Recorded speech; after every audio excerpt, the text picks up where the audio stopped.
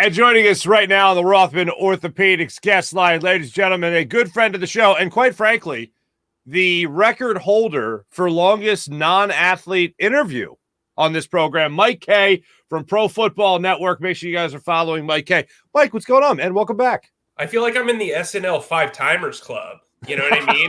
Like after an announcement like that, like I have to be hosting a skit with like Martin Short and Steve Martin, yeah, sure. Martin and like Chevy Chase and Bill Murray and I don't think Dana Carvey hosted 5 times, but obviously he was there. A lot of guys that were there don't really host a ton. Like Mike Myers, I think, has hosted twice. I think Eddie Murphy's hosted once or twice. Stuff like that. Anyway, that's your SNL moment in history.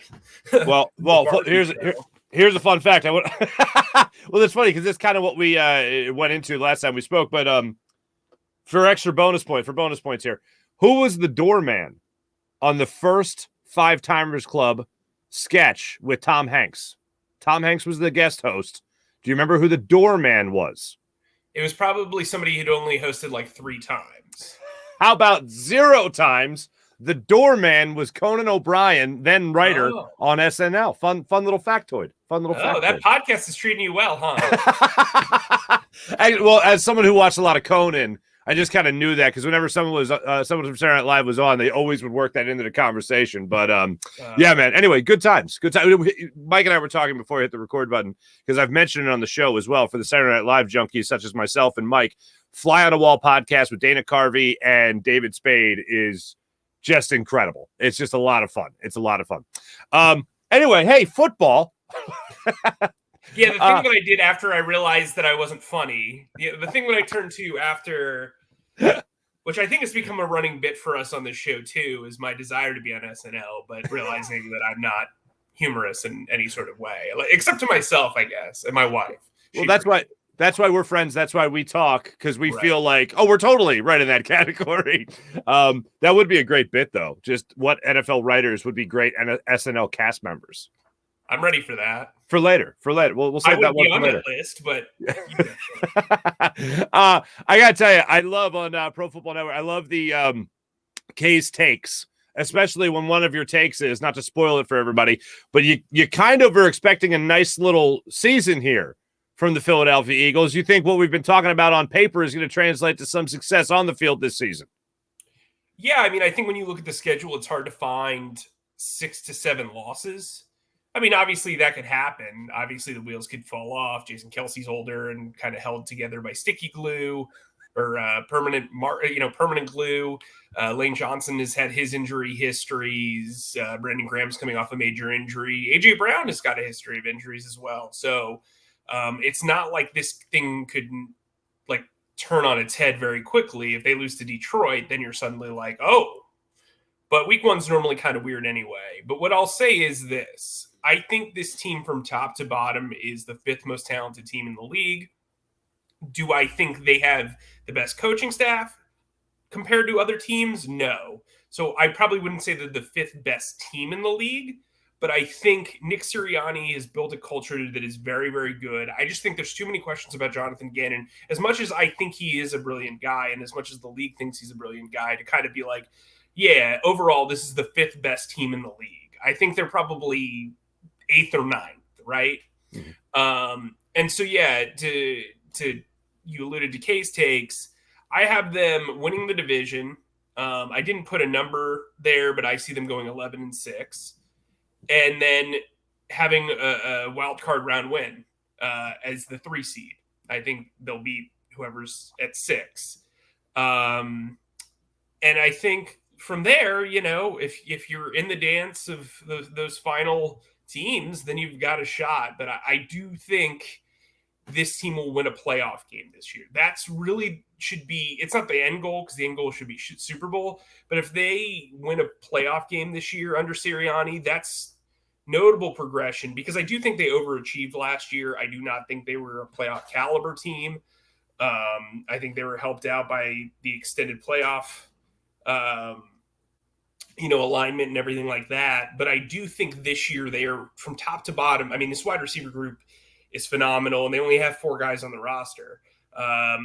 I think the one big question mark they really have is at safety. And they just traded for CJ Gardner-Johnson. At running back, we're going to kind of see how they feel about the guys behind Miles Sanders, because Miles Sanders obviously has the history of injuries. I'm guessing from the tone of Nick Sirianni today, I'm guessing that he's going to be questionable heading into week 1, but will probably play. But we know that Kenny Gainwell is not going to be the workload backup. We know that that'll be Boston Scott. Kenny Gainwell is like the number 2 as far as usage, but he is not going to be the do everything kind of running back at this point in his career. So I think there's some interesting storylines weaved within the offense. I think defense, look, they're better at corner. They're much better at linebacker. I think the defensive line's got an incredible 2-deep rotation. And look, I think if Jake Elliott continues to make his kicks the way he did last year, this team's going to be really dangerous. All the way. Look at that. All the way from safety to kicker. We covered it all right there, Michael. Appreciate that. That's what you get when you bring Mike Kaye on the podcast. See, you're funny. A writer referring to himself as a third person. Right, by the way. I realize how this looks. We've got some cups and boxes, and we're just riding with the solo cup. You're doing great. There's a frat party in the other room that you sent away from to do the show, which I appreciate. That's a sketch. That's trying to conduct a podcast while there's there's something going on in the other room. I have to guess what it is. It's great improv. Yeah. So I'll ask you this question then. It sounds like then, I'm not including actually winning the Super Bowl. I'm just saying stop it in time at the time camp breaks leading into week 1. Is this the best roster Howie Roseman has put together on that proverbial paper? I think on paper, yes. I think, a lot of things had to go right in 2017. They had to stay relatively healthy. And while they lost Carson Wentz and Jason Peters and Darren Sproles and those type of guys, they stayed healthy at other key positions. And I think that was really important. They had a phenomenal swing tackle for that season in Big B. I mean, the running game worked. Nick Foles caught lightning in a bottle those final 2 playoff games. There's a lot that goes into it, but I think I don't know if this is the most talented, but it's certainly the deepest on paper that I think Philly's seen since the Andy Reid NFC title games, for sure. That year that they lost to Arizona in the NFC title game, I think that's the most talented roster that Philly's seen probably in the last 20 years. But I do think this team, for Howie Roseman, he wasn't the GM at the time, I do think this roster is extremely deep. I think Gardner Minshew's a very valuable backup quarterback and that he can win you 2 games if he has to start 3 of them. I think their running back group is kind of interesting. They've got a lot of characters. It's a cast of characters, but that's the way the running game is in the NFL now. There are very few, bulldozer, do everything backs. Look at what happened with Derrick Henry. I mean, it adds up. Right. He spent the entire summer playing in a sandbox trying to rehab. It wears on you. And I think wide receiver is a huge thing. A.J. Brown to me is what I call a quarterback maker. He's a guy that creates not only for the quarterback, but for his teammates to alleviate some issues for the quarterback. Now, a lot of us were there in training camp. I went to 5 visits on my training camp tour with the Eagles, but I was everywhere this summer. And I got to tell you, their chemistry, Jalen Hurts and A.J. Brown's terrific. And the thing is about having a true bona fide X wide receiver, there's maybe 5 or 6 of them in the league.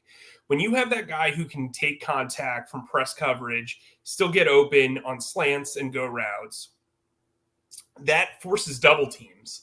And when those double teams are there, you move Devontae Smith to the Z receiver where he's not going to have to face immediate press coverage. He's already a great route runner. That's going to get him open repeatedly. It's also going to help out your tight end and your slot receiver because over the middle, if there's a double team, they're going to be able to have one-on-one matchups. And we know that Dallas Goedert is a size speed mismatch. We know that Quez Watkins is one of the faster wide receivers in the league. So you're going to open a ton of things up just by having A.J. Brown there. And I think that he is a godsend for Jalen Hurts, really, not just because they're close friends, but because of what he is able to do. You don't have to put the perfect throw on him. He will go up and he will grab it. He's going to win 70% of your 50-50 balls. He's going to, have that ability to command defensive attention. And I think that's huge for Devontae Smith, too, who I think is going to be able to work in a more versatile route tree with Jalen Hurts being able to get him in one-on-one coverage. Understood.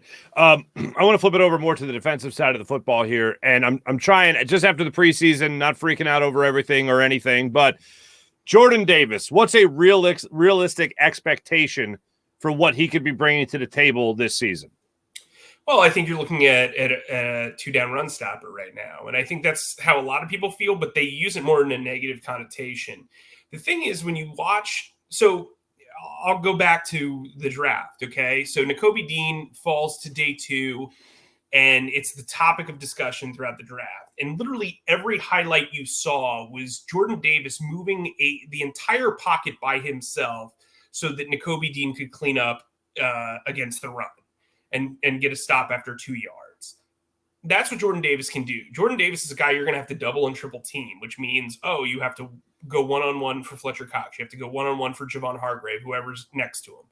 Oh, and then, by the way, it's one-on-one for Josh Sweat, who's one of the fastest guys off the edge. Or it's one-on-one against Brandon Graham. Like, you're not going to be able to chip everybody. You're not going to be able to double team everyone. Like, this is going to open guys up. This is like he's basically taking up space, but in a good way.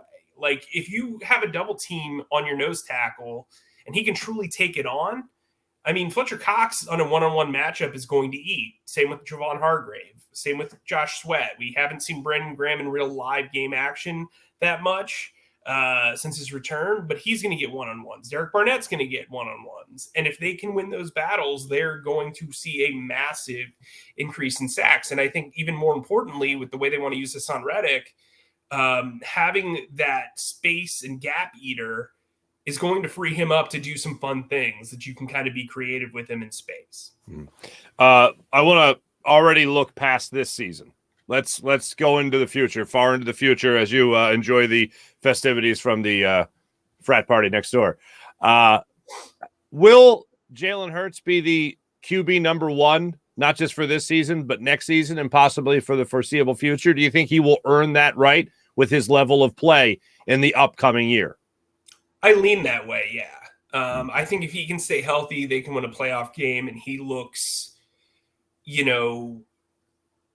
he looks good in the postseason, whether they win or lose, it's a matter of how they win, right? It's a matter of how they lose. It's, if he's Tampa Bay Jalen Hurts again, then I could see there being a cloud of mystery and doubt. But I think that if they can win in the wild card round, or they can win in their first playoff game, if they get a first round bye, I think it's pretty much locked in. But there's this silly misconception out there that they don't value Jalen Hurts from the standpoint of financially. Well, they can't give him an extension until he plays 3 seasons. So that's off the books. There's a thought process of, hey, they looked into other quarterbacks. Well, yeah. I mean, if you see a guy who's a top 5 player, you're going to look into him, whether that's the right choice or not. And I think the way that they've built around him, they clearly think that he can win to a certain extent. I do think he's improved his throwing motion just a tad. I think his accuracy is a little bit better. I think he's seeing the field much better, especially in the middle of the field. Last year, that was a massive problem.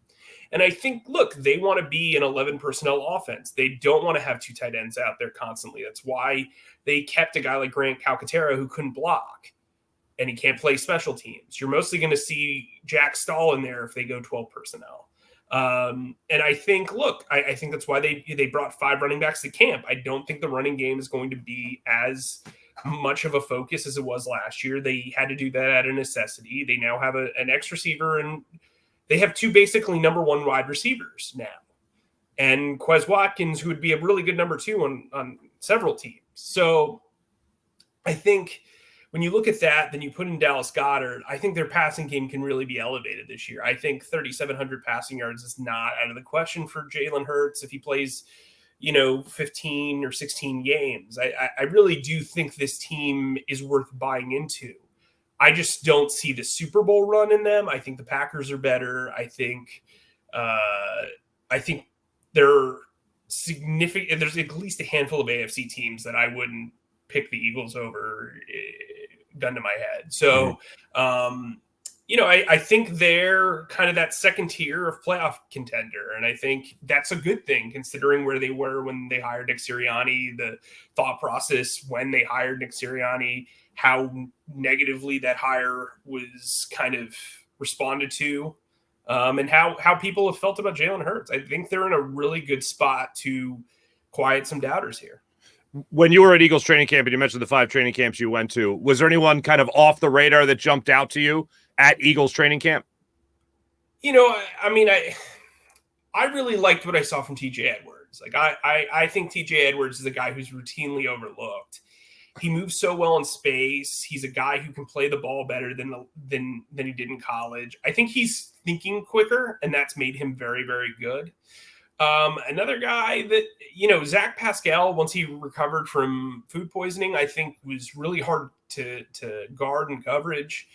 And then, I think Jack Stahl is a guy that we don't talk about because he mostly blocks, but he's a very good blocker. And I think he has solidified himself as the number 2 tight end. I mean, look, there were a lot of injuries. There was a lot of stuff going on there, but Josiah Scott was another guy who was kind of interesting, made a couple of plays, played safety, played nickel corner.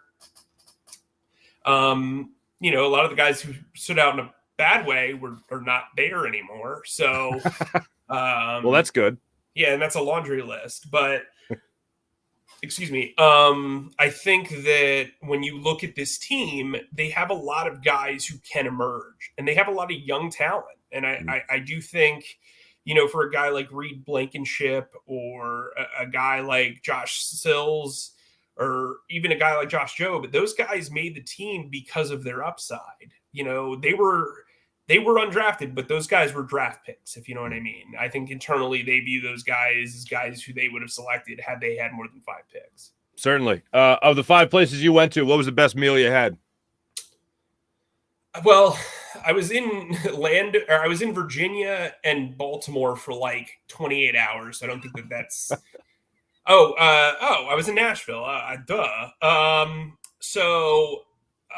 There was a place called Peg Leg Porker or something like that. I gotta look that up. Hold on. Peg Leg Porker? Yeah, I want to say that's what it was called. It was like some of the best barbecue I've ever had. Ooh, yeah. Peg Leg Porker. That's what it's called. Okay. It's on Glebe Street, Nashville. That was great. Really enjoyed that. That was good stuff. What kind of barbecue you go with there? I always go with ribs. I'm not like really like a pulled pork type of guy. I don't like, Yeah. I'm originally from Northern Jersey. I grew up in South Florida. Like, this is not like I'm not like a very Southern type of guy. So, oh, this looks good. Oh, and the pig in the neon sign actually has a peg leg. I wonder if that's accurate. I almost bought a shirt. My wife gets on me about this, but like, we'll go to like a bar. Like, here, I got to tell this story. So please, yeah. We go to this bar in Orlando because we're looking at places there, obviously now because I can cover the entire league. And we went to this place and I was like, I'm buying 2 t-shirts because those t-shirts are awesome. That's how I remember the names of these places. And I'm kicking myself, no pun intended with the peg leg, that I didn't get one, but it's down the street from my brother's house. So I that was part of the reason why I volunteered for Nashville because I wanted to see him. But oh, that's nice. There was a lot of great food down the street from that place. There was a great taco Nashville. Place. Yeah, Nashville's a great place for food. Yeah, man. I mean the food just incredible everywhere we went. Just like a treasure trove of really good food. We went to this pizza place that was like I want to say they said it was like Chicago style, but it wasn't really, but it was. And it was like deep dish, but it wasn't. And I don't know, but it was great. So everywhere we went, like my brother hit home runs. Actually, this T-shirt's from Nashville. It's this play on Star Wars and guitar.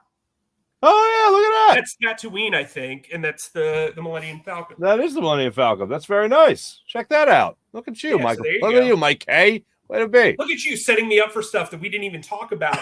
That's how good our vibes are on this show. This is Sprite, I promise. That's jungle juice. That's what that is. That's jungle juice. Mike Kaye, always great catching up with you, man. Do what Mike Kaye says. Buy a shirt at the restaurants you go to when you travel around the different Eagles games this year, folks. Just buy the shirt. Who cares what your wife says or what your husband says? Whatever. Mike, great catching up with you as always. You're one of the best doing it, my friend. Really appreciate you coming on yet again and breaking down the Eagles for us. All great stuff. Make sure you guys check out Mike Kaye's takes there with the Pro Football Network. Make sure you give him a follow as well if you're not following him. Are you even a football fan? I don't think you are. Mike, thanks so much, brother. Appreciate it. Have a great one. You as well. Mike Kaye joining us on the Ruffin Orthopedics guest line.